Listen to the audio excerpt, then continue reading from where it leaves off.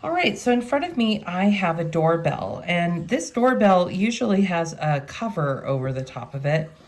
And I notice that if I bring a magnet near this doorbell with the cover on, or even with it off, that a magnet will stick to the bell, and a magnet will stick to the arm.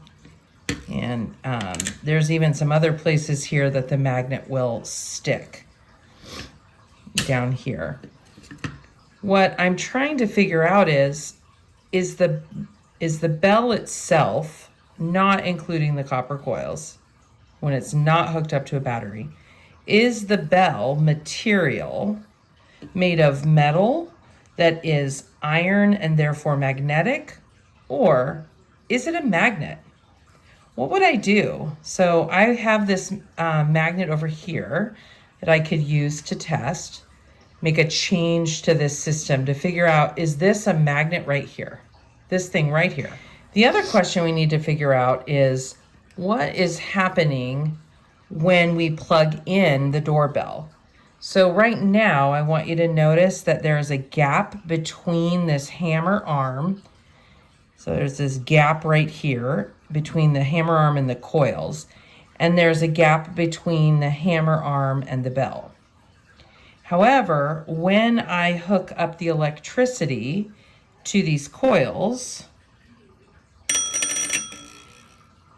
I notice that the arm moves toward the coil. Now, I need to make sure to attach it one time so that it's not kind of going back and forth. But if I just get it one solid hookup here, notice that the arm comes up and touches the coils. Once I remove the electricity, the arm goes back. I add electricity, and the arm goes toward the coils. So what's causing that? Now I will show you that with my battery here, if I turn it like this, the red is considered the positive side of this battery. So that means I've got the positive side is going through this portion of the setup here. And underneath, there's a little wire that goes and attaches to this coil. So electricity runs through this coil.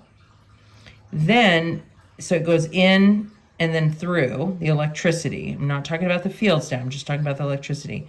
And then it goes across with this wire here. And then it goes back in on this side, and it goes through the coil, and then it goes out of the coil down here. Hopefully you can see that there is a wire attachment there, and it goes back into the battery over here, and then again it'll just continue in that loop.